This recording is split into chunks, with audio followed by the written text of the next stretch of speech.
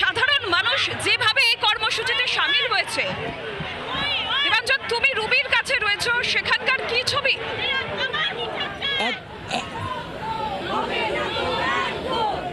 একদম আমরা এই মুহূর্তে আমাদের সঙ্গে যে মিছিল রয়েছে অর্থাৎ রুচিরা, অভিষিক্তা 1, অভিষিক্তা 2, সেই এলাকার বাসিন্দারা, মহিলারা, পুরুষেরা সবাই তারা কিন্তু মিছিলে নিয়ে এই মুহূর্তে এগোচ্ছেন রুবি মোড়ের দিকে।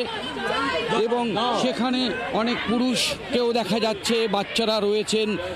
আজকে কোন পরিস্থিতিতে আপনাদের পুরুষদেরও মহিলাদের সঙ্গে কাঁধে কাঁধ মিলিয়ে এই মিছিলের বিচার চেয়ে রাস্তায় নামতে হবে? দেখুন, আমাদের একটা ডাক্তার মেয়ের সঙ্গে খুব খারাপ ব্যবহার হয়েছে, খারাপ পরিস্থিতিতে, যেটা আমরা এই রাজ্যে অ্যাটলিস্ট চাই না।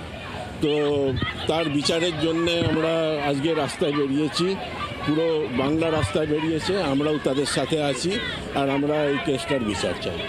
দেখতে পাচ্ছ নীলাঞ্জনা, প্রত্যেকের হাতে কিন্তু মোমবাতি। এই মোমবাতি কিন্তু অর্থাৎ যে অকাল দিওয়ালি বা অকাল যে উৎসবগুলোতে দেখা যায়, সেই মোমবাতি কিন্তু তার স্ফুলিঙ্গ নয়, এই মোমবাতি প্রতিবাদের স্ফুলিঙ্গ। শহরের মানুষেরা তারা কিন্তু আজকে প্রত্যেকে একযোগে 14ই আগস্টের পর তারা প্রত্যেকে আবার রাস্তায় নেমেছেন এবং তাদের প্রত্যেকের দাবি যত দ্রুত সম্ভব বিচার চাই, জাস্টিস ফর আরজি কর।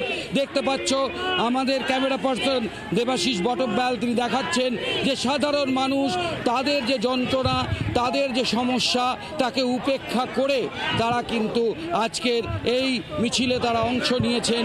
এবং এই মিছিল যাবে রুবি মোড় অবধি, এবং রুবি মোড়ে গিয়ে সেখানে কিন্তু 1.5 ঘন্টার জন্য সেখানে এই মিছিল থাকবে। বুঝতে পারছো সেখানে জনসমাবেশ ঘটছে।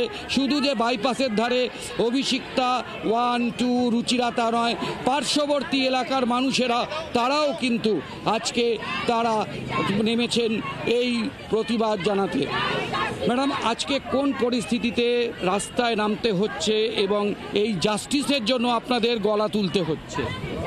পরিস্থিতি ভয়ঙ্কর জায়গায় যাচ্ছে।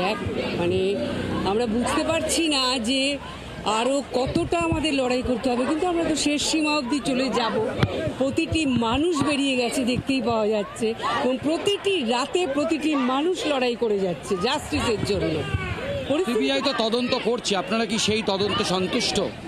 না, আমরা তো সেটাতে সন্তুষ্টই ছিলাম, সেটাতে আছি, কিন্তু আজকে আবার শুনছি যে নতুন করে যে কালকে এটা শুনানি অনিশ্চিত। এইগুলোতে বড্ড অনিশ্চিততা লাগছে যে কি চলছে, কি হচ্ছে, কেন এরকম হচ্ছে। আমরা একটা সুস্থ দেশের সুস্থ নাগরিক কি কিছুতেই থাকতে পারবো না? সুস্থভাবে তো কোনো রকম কিচ্ছু হবে না। সুস্থভাবে ন্যায় বিচার কি সুস্থভাবে হতে পারে না? বুঝতে পারছো নীলাঞ্জনা, অর্থাৎ যে ঘৃণ্যতর যে অপরাধ আরজি কর কাণ্ডে। বাংলার আওয়াজ, বাঙালির আবেগ, জি 24 ঘন্টা।